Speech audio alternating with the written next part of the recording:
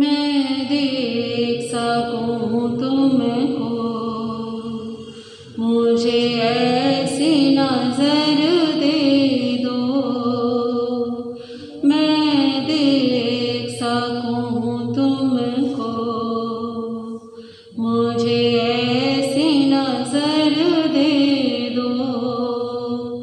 आवाज में मेरी तुम प्रभु अपना स्वर दे दो। आवाज में मेरी तुम प्रभु अपना स्वर दे दो। मैं देख सकूं तुमको, मुझे ऐसी नजर दे दो।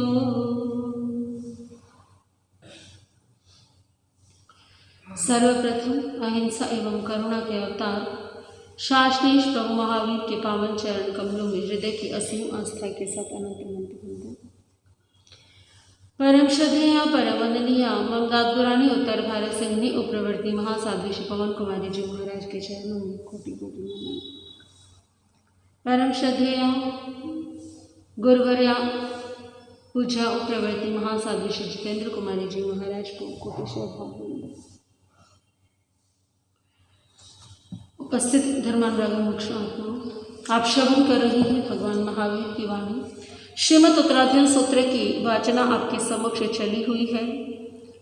श्रीमद् उत्तराध्ययन सूत्र की वाचना प्रारंभ हो उससे पूर्व कुछ पंक्तियां सभी साथ में मिलकर के श्रद्धा और भक्ति के साथ गुनगुनाएंगे। उत्तराध्ययन सूत्र श्रवण से होता है उत्थान, अंतिम वीर देशना गान, अंतिम वीर देशना गान। मोह महत्व के हटे आवरण, मिटे तिमिर अज्ञान, अंतिम वीर देशना गान, अंतिम वीर देशना गान। महावीर की मंगल वाणी, गाए संत मुनि सब ज्ञानी। महावीर की मंगल वाणी, गाए संत मुनि सब ज्ञानी। भव भटकन से बचते प्राणी, जीव मात्र हित है कल्याणी।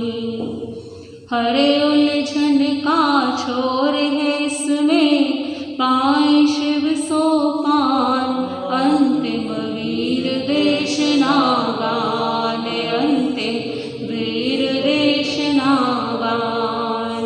उत्तराध्ययन सूत्र श्रवण से होता है उत्थान, अंतिम वीर देशना गान, अंतिम वीर देशना गान। मोह ममत्व के हटे आवरण, मिटे तिमिर अज्ञान, अंतिम वीर देशना गान, अंतिम वीर देशना गान, अंतिम वीर देशना गान। बोलिए भगवान महावीर स्वामी की। श्रीमद् उत्तराध्ययन सूत्र की वाचना में 21 अध्ययनों की मूल वाचना और अर्थ को आप श्रवण कर चुके हैं। आज 22वां अध्ययन आपके समक्ष आएगा। 22वां अध्ययन, इस अध्ययन का नाम है रथ नेमीय। इस अध्ययन में कुल 51 गाथाएं हैं। 51 गाथाओं में अरहत प्रभु अरिष्ट नेमी, राजीमती और अरहत अरिष्ट नेमी भगवान के भाई रथ नेमी का वर्णन आता है। क्या वर्णन आता है, किस प्रकार से राजीमती ने अपने विवेक से, अपने उपदेश से रथनेमी के चित्त को बदला, रथनेमी के मार्ग को बदला और किस प्रकार से स्वयं की रक्षा करते हुए रथनेमी की भी रक्षा की, पतित होने से रथनेमी को बचाया। पहले मूल पाठ का श्रवण करेंगे, फिर अर्थ को समझेंगे। बोले भगवान महावीर स्वामी की। 22 अध्ययनम रहनेमिचम द्वादश अध्ययन रथनेमियम। सूर्यपुरमिनयरे आसीराय महिडिये वसुदेवेति नामेणं राय लखन संजुए तस्य भजादुवे आसी रोहिणी दवैतः तसिंधुनं पिदो पुता इच्छाय राम केशवा। सूर्यपुरमिनयरे आसीराय महिडिये समुद्र विजय नामं राय लखन संजुए तस्य भजा शिवा नाम तिसे पुतो महायसो भगवम अर्चनेमिति लोगनाहिदमिसरे सोसरी दिठनेमि नामो लखन सर संजो 8 सहस लखन धरो गोयमो काल गच्छवि वजरि सह संगयणो समय चोर सुजय सोयरो तस्य रायमयं कन्नं भजं जय केशवो अहसा राय वर्कना सुशीला चारुपेयिनी सव लखन संपन्ना विजो सोयाणमणि पभा आहा जणोति से वासुदेवं महिडियं इहा गच्छौ कुमारो जसे कनंदलामहं सबो सही नवियो कया को उलमंगलो दिवजुयल परियो आभरणे विसूर्यो मतं च गन्धहस्तें वासुदेवस्य जेठगम् आरूढो सोहै अहियं शिरे चूडमणितः अह असेन छतेन चमराहिय सोहिये दसार चक्केण यशो सवो परिवर्यो चौरंगिणी सेनाये रैयाय जहकमं तुरीयाणसन्यायणं दिवेन गगनं पुसे या ऋषिये इडिये जुये उत्तमाये निया गाओ भवनाओ निजाओ वणि पुंगवो अहत सुदत्थ निजतो दिस पाण भय दुए वाड़े पंजरे च सनीरु देसु दुखिये जीवी यंतु संपत्ते मनसठा बखिय भय पासे तासे महापन्ने सारहिम इणम भवे कस 28 में पाणा ए सवे सोहे सिणो वाड़े पंजरे च सनीरु धाय अछहिम अह सारहि तो भणई ए बदाऊ पाणिनो तुझम विवाह कजमी होया वे बहु जणम सोण तसवयणम बहु पाणि विनाशनम चंते से महापणे साणु को से जिये हियो अजय मज कारण ए हमें हिंदी बहु जिया नवे ए अंतुने से सम परे लोग भविष्य सो कुंडलानि चुयलम सुतगम च महायसो आभरणानि सवाणी सरविस प्रणवाय मन परिणामी कये देवाय जहुयं समोयना सवढिये सपरिसा निकमणंत सकांजे देव मनुष्य परिगुणो सियारेणंत सासुरो निखमियं बरगाओ रेवयं हिमिदिठो भगवं उजानं संपत्तो ओइनो उतिमाओ सियाओ साहसिय परिगुणो अह निगमयुचितायं अह से सुगंध गंधिये तुरियं मौय कुंचिये सयमेव लुंचै केसे पंचमुठीं समाहियो वासुदेवोय नम्भणै लत के संज इंद्रियं इच्छिये मनोरहि तुर्यं पावेसो तंदमिसरा नानेनं दंसनेनं च चारितेनं तहिवेय खन्तिये मुत्तिये वडमणोहाये एवं ते राम के सवा दसाराय बहुजना अरेठ नेमि वंदिता ऐ गया वरगपुरीं सोमराय कन्ना पवजं साजिण सौ निहसाय निरारंदा सोगेण उसमुजथा समुखया राई मये विचिन्ते धीरथो मम जीर्यं जाथ तेन परिचता सेयं पवयं मम अह सभमर सन्निभे कुच फणग पसाहिये सयमेव लुंचै केसे धीमन्ताव वसिया वासुदेवयन भणै रत के संज इंद्रियं संसार सागरं घोरं तरकन्ने लहुं लहुं सपवया सन्ति पवावेसितं बहु शयनं पर्यनं चैव शीलवन्ता बहुसूया गिरिं रेवयं जन्ति वासेनुलय अन्तरा वासन्ते अन्धयारुणि अन्तोलयस्य यकिया चिवराय विसारन्ति जहाँ जायति पासिया रह नेमि भगचितो पच्छादिठो यति विधियाय सतहिं दिठो एगन्ते संजयन्तयं वहाहि कां संगोपं विवमणिनिसियै अह सोविराय पुतो समोद विजयंगो भियं पवेवियं दिठों इमं वकमुदाहरे रहनेमि अहं वदे सुरवे चारुभासिने ममं भयाहि सुयनो नते पीला भविष्यै एहि वा भुंजिमो भोये मणुसं कुसुदुल्लहं भूते भोगतो पच्छा जेण मगं चरिसमो दठुण रहनिमित्तं भगु जोय परायं राई मय्य समता अपाणं संवरितयं अह साराय वर्कना सुठिया नियम भये जाई कुलम च शीलम च रख मानितयं भये जय सिरुवेण समणो ललि एण नल कुबरो ताहा विनते न इच्छामि जय से सखं पुरंदरो पखंदे जलियं जोयं धूम के उदरासयं नेच्छन्ति वतयं तुम कुले जाय अगंधणे गिरथु तेजस कामे चित्रतंजीवीय कारिणावन्तं इच्छसि आवेयं सेयं ते मरणं भवेत् अहं च भोयरायस तं च सियं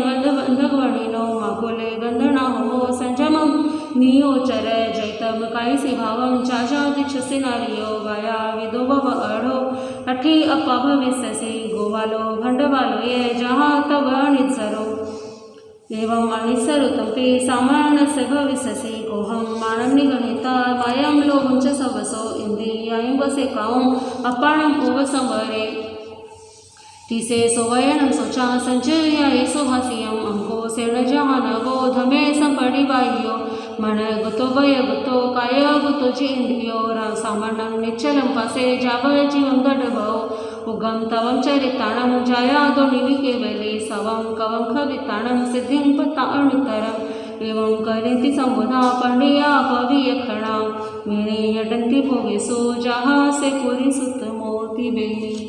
बोले भगवान महावीर स्वामी की।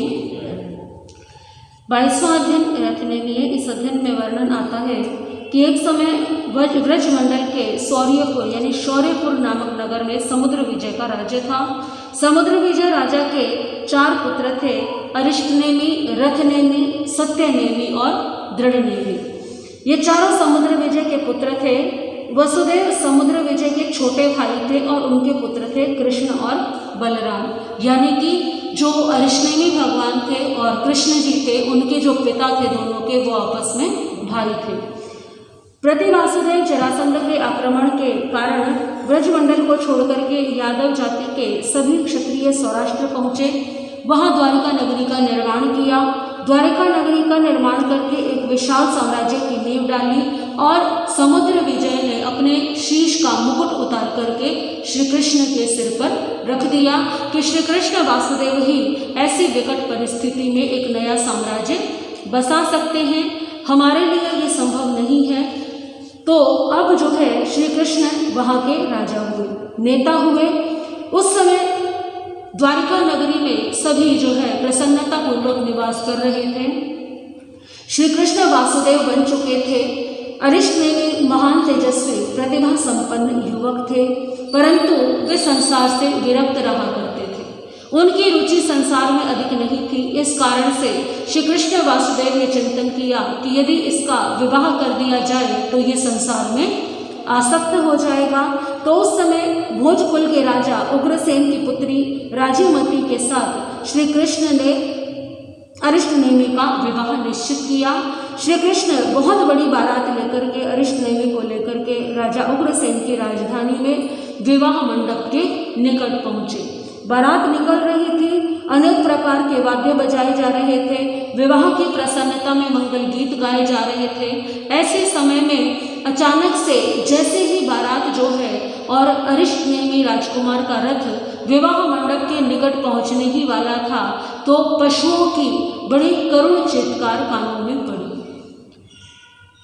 अरिष्टनेमि ने सारथी से पूछा, ये करुण क्रंदन कहाँ से आ रहा है, कि भय से डरे हुए पशुओं की चीखें कहाँ से आ रही हैं। तो सारथी ने बताया कि आपके विवाह में जो भोज तैयार होगा, जो बारातियों को भोजन कराया जाएगा, जो मांसाहार करते हैं, ऐसे यादवों को भोजन कराने के लिए इन पशुओं को बाड़े में बंद किया गया है।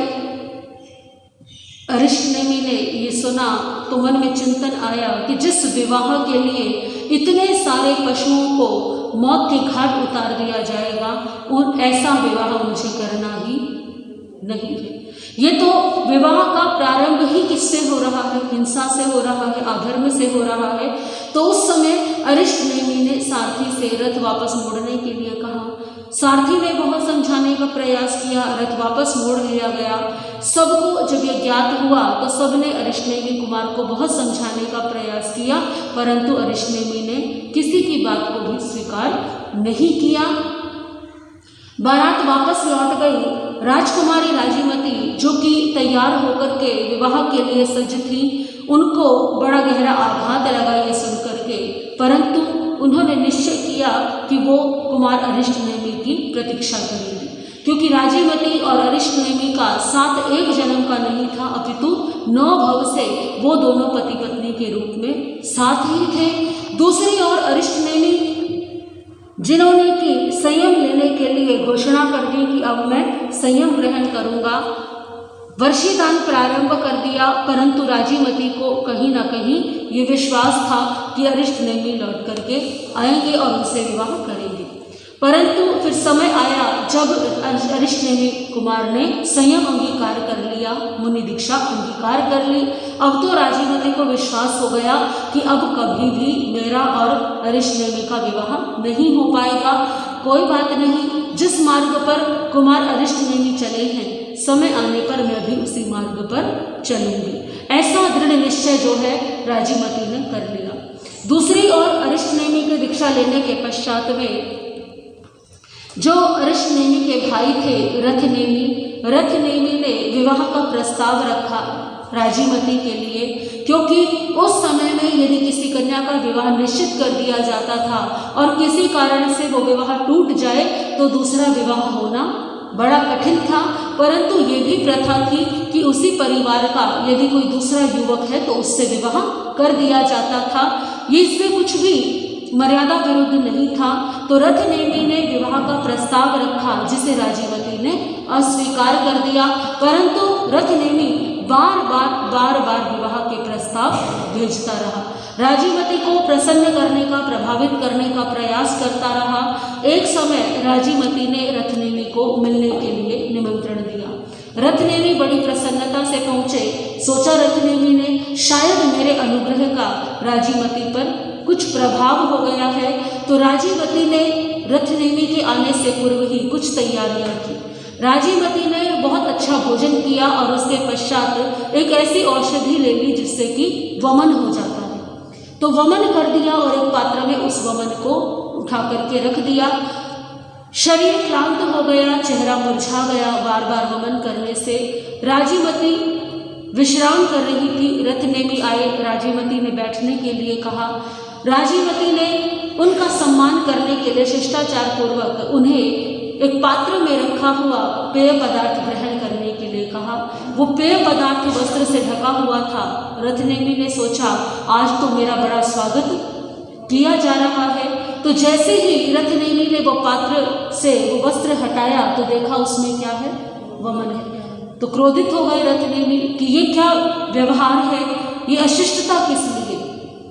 तो राजीमती ने समझाया कि आप भी तो वही कर रही हैं, आप कुलीन हैं, आपके भाई ने संसार का त्याग किया है और मैंने भी यही निश्चय किया है कि मैं भी संसार का त्याग करूंगी, वैराग्य ले लूंगी, परंतु आप बार बार मेरे पास विवाह का प्रस्ताव भेज रहे हैं। भला जिसे त्याग दिया जाता है उसे वापस ग्रहण किया नहीं जाता।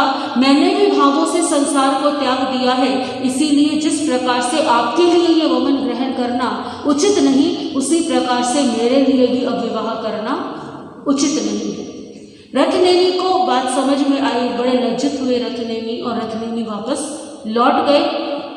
समय आने पर अरहत अरिष्टनेमि भगवान को केवल ज्ञान की प्राप्ति हुई। जब केवल ज्ञान की प्राप्ति हुई तो राजीमती ने भी अपनी राज सखियों के साथ में संयम अंगीकार कर लिया और संयम अंगीकार करके स्वयं अपना पंचमुष्टि लोच करके भगवान अरिष्टनेमि को वंदन करने के लिए रैवतक पर्वत की ओर विहार किया। रैवतक पर्वत पर वह चढ़ाई करने लगी तो उस समय एक भयानक तूफान आया और उस तूफान में सभी जो है इधर उधर हो गए, सब बिछड़ गए। सबको जिसको जहाँ शरण मिली उसने वहाँ शरण ली। राजीमती भी सबसे बिछड़ करके, साध्वी राजीमती भी, एक गुफा उन्हें दिखाई दी और उस गुफा में उन्होंने आश्रय ले लिया। कपड़े भीग गए थे, उस गुफा में कोई पहले से है ऐसा राजीमती को बिल्कुल भी आभास नहीं था। बहुत अंधकार था उस गुफा में। अचानक से बिजली चमकी तो राजीमती ने देखा कि उस गुफा में कोई है। राजीमती के साथ साथ जो उस गुफा में मौजूद थे वो कोई और नहीं स्वयं रथनेमि थे। रथनेमि राजीमती के वचनों को सुनकर के प्रतिबोधित हो गए थे और उन्होंने भी संयम अंगीकार कर लिया था। वे साधु बन गए थे और साधु बन करके वे रैवतक पर्वत पर स्थित उस गुफा में ध्यान में लीन थे। परंतु जब बिजली चमकी तो रथनेमि का ध्यान भी भंग हुआ। उन्होंने देखा कि स्वयं राजीमती सामने है। तो रथनेमि ने एक बार पुनः, क्योंकि मन जो है बड़ा चंचल होता है, तो रथनेमि का मन पुनः चंचल हो गया और रथनेमि ने पुनः राजीमती को विवाह का प्रस्ताव दिया। तो उस समय राजीमती ने बड़े ही कठोर शब्दों में, कुछ मृदु शब्दों में कुल की मर्यादा, संयम की मर्यादा का भान जो है रथनेमि को कराया कि तुम और मैं उस कुल से संबंध रखते हैं जहाँ एक बार जो त्याग दिया जाए उसे दोबारा ग्रहण नहीं किया जाता। हम मरना पसंद करेंगे परंतु त्यागे हुए को ग्रहण करना नहीं। तो इसीलिए अपने कुल और मेरे कुल की मर्यादा का ध्यान रखो और ऐसे विचारों को त्याग दो। यदि तुम्हारा चित्त संसार की किसी भी स्त्री को देख करके इस प्रकार से चलायमान होता रहेगा तो तुम कभी भी अपने लक्ष्य को प्राप्त नहीं कर पाओगे। राजीमती ने जब इस प्रकार के बिना भयभीत हुए विवेकपूर्ण और ज्ञानपूर्ण वचनों से रथनेमि को प्रतिबोध दिया तो रथनेमि को अपनी भूल का आभास हुआ। रथनेमि ने राजीमती से क्षमा याचना की। क्षमा याचना करके जिस प्रकार से अंकुश द्वारा मदमत्त हाथी वश में आ जाता है, वह शांत भाव से अपने पथ पर चल पड़ता है, वैसे ही रथनेमि भी राजीमती के बोध वचनों से स्वस्थ होकर के पुनः अपने संयम पथ पर आरूढ़ हो गए। राजीमती ने भी वहाँ से निकल कर के अपनी सखियों को, साध्वियों को ढूंढा और अरिष्टनेमि भगवान के दर्शन किए। कालांतर में रथनेमि ने उत्कृष्ट संयम का पालन करते हुए सिद्ध बुद्ध और मुक्त हुए, अपने जीवन का कल्याण किया। ये बोध इस अध्ययन में विशेष रूप से वर्णन आता है। राजीमती ने जिन शब्दों के द्वारा रथनेमि को प्रतिबोधित किया था उसका वर्णन आता है। ये घटना राजीमती ने अपनी सखियों को नहीं सुनाई, न ही अरिष्टनेमि भगवान ने बताई, ये भगवान महावीर ने बताया है। ये भगवान महावीर ने फरमाया। क्यों कि एक साधक, रथनेमि जैसा साधक जो कि किसका भाई है, अरिष्टनेमि भगवान का, उत्तम कुल से संबंध रखता है, उत्तम जाति है, दृढ़ विचार है, ऐसे साधक के मन भी यदि चलायमान हो सकता है तो किसी भी साधक का मन क्या हो सकता है, हो सकता है। परंतु इसके पश्चात भी जो साधक अपने मन को नियंत्रण में करके, भटकना कोई बहुत बड़ी बात नहीं है, गिरना कोई बहुत बड़ी बात नहीं है, कोई भी गिर सकता है, परंतु गिरने के बाद संभल जाना और पुनः दृढ़ता के साथ संयम के मार्ग पर चलना ये बड़ा कठिन है।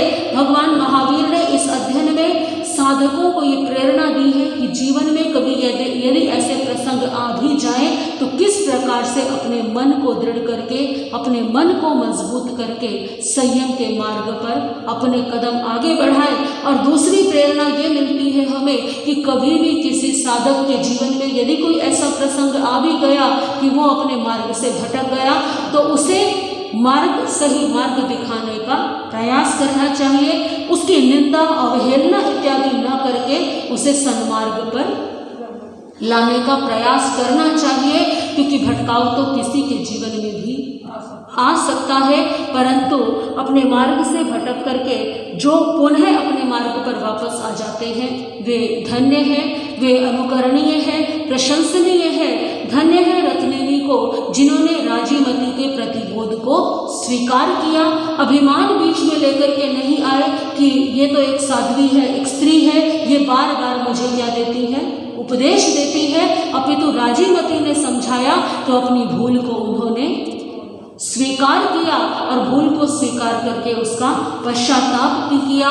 धन्य है राजीमती जिन्होंने ऐसी परिस्थिति में भी विवेक का त्याग नहीं किया, गंभीरतापूर्ण वचनों से उस स्थिति का सामना किया और रथनेमि को एक बार नहीं अपितु दो बार प्रतिबोध दिया। ऐसी दृढ़ता, ऐसा विवेक, ऐसा ज्ञान सभी के जीवन में आए। 22वें अध्ययन में यही वर्णन जो है भगवान महावीर ने फरमाया है। बोलिए भगवान महावीर स्वामी की। 23वां अध्ययन केशी गौतमी है। इस अध्ययन में कुल 89 गाथाएं हैं। इन गाथाओं में केशी श्रवण और गौतम स्वामी का संवाद आता है। आज इसकी मूल वाचना को श्रवण करेंगे, अर्थ जो है बाद में समझेंगे। 23 अध्ययनम केसी गोयमिज्जम। त्रयोविंश अध्ययन केशी गौतमीय। जने पासेति नामेन अरेहा लोग पुयो संबोधय भवनो धम तिथयरि जने तस लोग पवैस आशीषि से महायसे केसी कुमार समणे विजा चरण पारगे ओहि नाणे सुए बुधे शिष संग समाउले गामानुगाम म्रियन्ते सावथिं नगरी मागये तिंदुयम नाम उजाणम तमे नगर मंडले फसुए सेज संथारे तथवा समुवागये अहा तेनेव कालेणम धम तिथयरि जिणे भगवं वधमाणुति सब लोग निव्युस्वे तस लोग पवैस आशीषि से महायसे भगवं गोयमे नाम विजा चरण पारगे बार संग विबुधे शिष संग समाउले गामानुगाम म्रियन्ते सेवी सावथि मागये कोठगम नाम उज्जाणम तमी नगर मंडले पासुए सज संथारे तथवा समुवागये केसी कुमार समणे गोयमे ये महायसे उभौ वितथ वीरसे अल्लीना सुसमाहिया उभौ शिष संगाणं संजयानन्तवसेनं तथ शन्ता समुपन्ना गुणवन्तानतायिनं केरिसो वा इमो धमो किमोधमुव केरिसो अयार धमपणिः इमाव सावकेरिसी चाओ जमानो ये जो धमो जो इमो पंच सिखियो देसियो वधमाणेन पसेन ये महामुनि अच्छे लगोया जो धमो जो इम्यो संतरुत्तरो एक कजपवनानं विशेषे किम्नु कारणम् आहते तत्सिसानं विनाय पवित्रकियं समागमे कयनि उभयो केसी गोयमा गोयमे पडिरुवन्नो शिष संग समाउले जेठं गोलम वेखन्तो तिन्दुयं वर्णमागौ केसी कुमार समणे गोयमं दिसमागयं पडिरुवं पडिवन्ति समं संपडिवजय पलालं फास्यं तत् पंचमं कुसतनानीय गोया मसनी से जाए क्षिपम संपणमय केसी कुमार समणे गोयमे यमहायसे उभौ निसन्न सुहंति चंद सुर समपभा समागया बहु तथ पासंडा कौमविगा गिह थानम अनेगाओ साहसी समागया देव दानव गंधवा जखर खस किन्नरा अदे स्थानम सबुयाणम आसी तत् समागमो पुछमि ते महाभागय केसी गोयणम भवे तेओ केसी भुवन्ततो गोयमो एणम भवी पुछ बंदे जनि छंचे केसिं गोयणम भवी तौ केसी अणुनाय गोयमम एणम भवी चाओ जामो ये जो धमो जो इमो पंच सिखियो देसियो वदमाणेन पासेन यमः मुनि एग कजपवनानं विशेषे किन्नु कारणं धमे दुभिहे में हावी कहं विपच्चौ नते तौ केसी भुवन्ततो गोयमो एणम भवी पन्ना समिखैलमं तत तत विनिच्छयं पुरीमा उजूडाऊ वंकय चढ़ाए पश्चिमा मझिमा उजुपनाए तेने धमे दुहाकये पुरी मानंद विसोजो चरी मानंद दूरनु पालो कपो मझिगा गाणतो सोवी सोजो सुपालो साहो गोयम पन्नाते छिनो वे संसो इमो अंतो विवंसो मचम तम्मे कह सुगोयमा अचेल गोय जो धमो जो इमो संतरुत्तरो देसियो वधमाणेने पासेन यमः जसा गय कजपवनानं विशेषे किन्नु कारणं लिंगे दुविहे में हवि कहं विपच्चौ नते केसी मेवं भुवाणतो गोयमो दानम भवे विनाणेन समगम धम सहणमिच्छयं पच्च यतं च लोकस्य नाना विवहि विपगणं दत्तथं गहनतं च लोके लिङ्गपौयणं भवे पैनाओ मुख सबूय साणे नाणं च दंसनं चैव चरितं चैव निच्छये साहो गोयम पन्नाते छिन्नो में संसयिमो अन्नो विसंसो वचम तमे कह सुगोयमा अणे गणं सहसाणं मझे चिटसे गोयमा दे ते अहि गच्छन्ति कहं ते निजिया तुमे एगे जिये जिया दस पंचे जिये जिया दस चदस हा ऊजे ताणं सव सतुजिणामहम्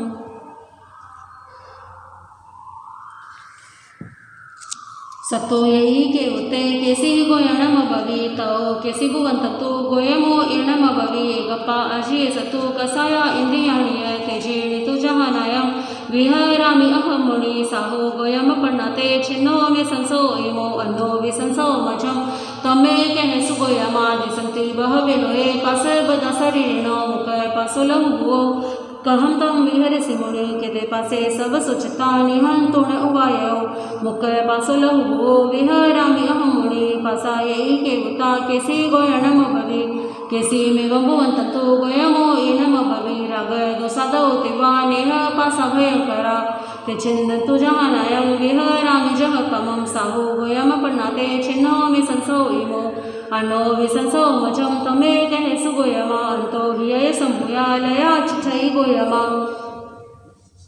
फले विसभक्षिणी साऊधरी अकैं तमलयं सवसुचिता उद्धरिता समूलियं विहरामि जहानायं मुखो में विसभक्षणं लयाय ईकावता केसी गोयणम भवि केसी में वंबुवंततो गोयमो इणम भवि भव तन्हा लयावता भीम फलोदया तुम ऋधु जहानायं विहरामि महामुनि साहु गोयम पन्नाते छिन्नो मे संसो इमो अन्नो विसंसो मजम तमे कह सुगोयमा संपजलिया घोरा अगी चिठई गोयमा जड़ा हंति सरिरथा कहम विछाविया तुमे महा में हप सुयाओ गिछवारी चलुत्तमम संचामी सयम देहम सितानो बड़हंति में अगी के गुता केसी गोयणम भवि केसी में वंबुवंततो गोयमो इणम भवि कसाया अगिणो गुता सील सोये सील तव जलम सोये धारा विहयवंता बिना पुनडहंति में साहु गोयम पन्नाते छिन्नो मे संसो इमो अन्नो विसंसो मजम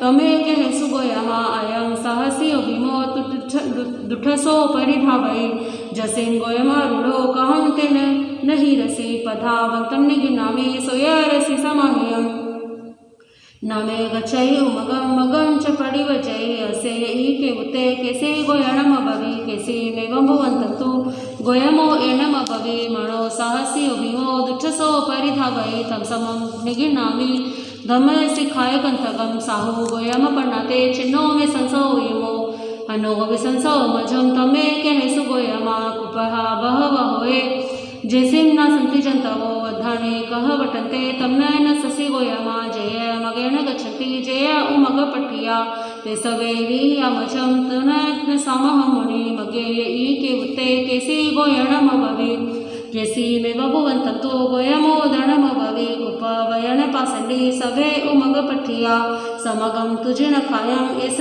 मगे उत्तमे साहु गोयम पन्नाते छिन्नो मे संसो इमो अन्नो विसंसो मजम तमे कह सुगोयमा महा उदग वेगेणं बुझय मणान पाणिनं शरणं गई पैष्ठाय दिवं कमनसि मुनि अति एव महादिवो वरीम छे महालाओ महा उदग वेगसे तय गई तथ न विजय देवे यई के उते केसी गोयणम भवि केसी में वंबुवंततो गोयमो इणम भवि जरा मरण वेगेणं बुझय मणान पाणिनं धमो दिवो पैठाय गई शरणमुत्तमं साहु गोयम पन्नाते छिन्नो मे संसो इमो अन्नो विसंसो मजम तमे कह सुगोयमा अन वंशी महंसी नवा विपरिधावै जसिन गोयम रूढ़ो कहम पारगमिससि जाओ असागिनी नवा नसा पारस गामिनी जामेस निरसागिनी नवा साओ पारस गामिनी नवा ईखावता केसी गोयणम भवि केसी में वंबुवंततो गोयमो इणम भवि शरीर माहुनौति जीवो उच्चैनावियो संसारो अर्णवभुतो जंतरंति महेशिनो साहु गोयम पन्नाते छिन्नो मे संसो इमो अन्नो विसंसो मजम तमे कह सुगोयमा अंध यार तमे गोरे चिठंती पाणिनो बहु कुकर सई उजोयम सवय लोगमि पाणिनम उगो विमलो भाणो सवय लोग पवंकरो सुकर सई उजोयम सवय लोगमि पाणिनम भाणो यई के उते केसी गोयणम भवि केसी में वंबुवंततो गोयमो इणम भवि उगो क्षीण संसारो सवनो जण बखरो सुकर सई उजोयम सवलो यमि पाणिनम साहु गोयम पन्नाते छिन्नो मे संसो इमो अन्नो विसंसो मजम तमे कह सुगोयमा शरीर मानस दुखे वजय मनान पाणिनम खेवम सेवनमावहं ठाणं किमनसि मुनि अथि गन्धुमं ठाणं लोगागमिदुरारोहं जथ नति जरामचो वाहिनो वेयणतः ठाणे ईके उते केसी गोयणम भवि केसी में वंबुवंततो गोयमो एणम भवि निवाणन्ति सिद्धि लोगमिवेव्य खेवं सेवाम अनावहं जंचरन्ति महेशिनो संस्कासें वासं लोगगमिदुरारुहं जम सपत्तान सोयन्ति भवो हन्ते करामुणे साहो गोयम प्रणाते छिन्नो में संसो एवो नमो ते संसय ये सब सुतम हो यही एवं तो संशय जने कैसे घोर पर कमे अभे वंदिता से रसा गोयम तुम महायसम पंच महाभयधमं गरीव जय भाव पुरी मस पछ मम्मी मगे तथ सुहावय कैसे गोयम निचम तमे आशीष समागमे स्वयं शिलस मुकरिसो महाथ अथ विचनिचियो तोरिसा परिसा सवा समगम समुवठिया संधोया ते पसियंतो भयमं कैसी गोयमे तिबे में। बोलिए भगवान महावीर स्वामी की। केशी शमन और गौतम स्वामी का ये अध्ययन, ये संवाद बड़ा ऐतिहासिक है। एक परंपरा से दूसरी परंपरा में विलय का अध्ययन है। ये कैसे सन्मार्ग यदि सामने हो और यदि सत्य का बोध हो जाए तो नई परंपरा को स्वीकार करने में भी हिचकिचाना नहीं चाहिए, पीछे नहीं हटना चाहिए। केशी शमन ने महान त्याग किया। चिंतामणि श्री पार्श्वनाथ भगवान की परंपरा के शिष्य थे केशी शमन और गौतम स्वामी भगवान महावीर के अनुयायी। तो केशी शमन ने जब ये जाना कि 24वें तीर्थंकर श्री भगवान महावीर स्वामी का शासन काल प्रारंभ हो चुका है, तो अपने चातुर्याम धर्म से पंचयाम धर्म यानी पंच महाव्रत रूपी धर्म में, वो शासन में प्रसन्नता से अपने शिष्य समुदाय के साथ सम्मिलित हुए। बड़ा ऐतिहासिक अध्ययन है जो हमें विनम्रता का पाठ पढ़ाता है, सत्य का पाठ पढ़ाता है और अपने हृदय को खुला रख करके किस प्रकार से सत्य को स्वीकार करना चाहिए, ये अध्ययन हमें शिक्षा देता है। इसके अर्थ के बारे में हम कल विस्तार से चर्चा करेंगे। आज के लिए श्रीमद् उत्तराधीन सूत्र की वाचना यहीं तक ही। सभी हाथ जोड़ेंगे। श्री आगम्य तिभे प्रणत्य तंछा सुतागम्य यथागम्य तदुभय आगम्य एवं भाषाम के विषय